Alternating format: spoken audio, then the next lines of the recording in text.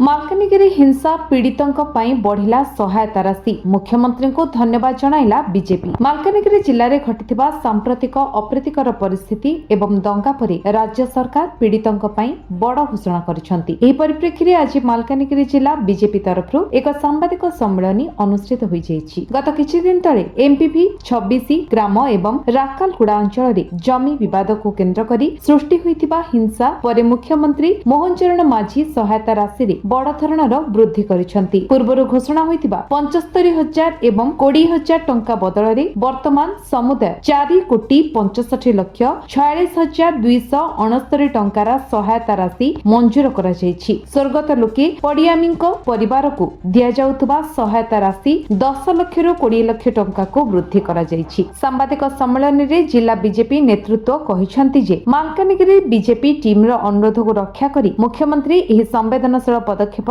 ग्रहण करिसेंति। एथिपई सेमाने मुख्यमंत्री को विशेष धन्यवाद जणाइसेंति।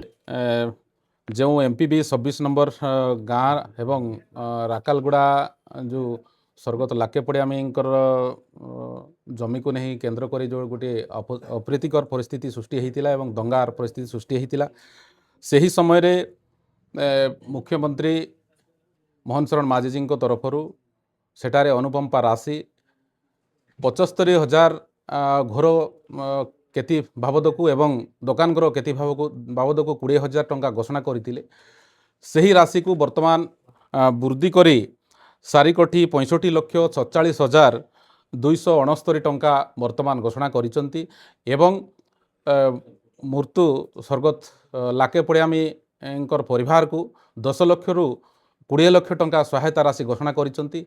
सेतिपई आज आमे भारतीय जनता पार्टी टीम मालकानगिरी तरफरु मुख्यमंत्री को अशेष अशेष धन्यवाद दौचु। टीम रो भारतीय जनता पार्टी रो मालकानगिरी जिला टीम तरफरु अनुरोध करी थिबारु बा अनुरोध को रक्षा करी थिबारु मुख्यमंत्री मोहन चरण माझी जी को आज धन्यवाद दौचु। मालकानगिरी वासुदेव जेना का रिपोर्ट, विश्व विजय न्यूज ओडिशा।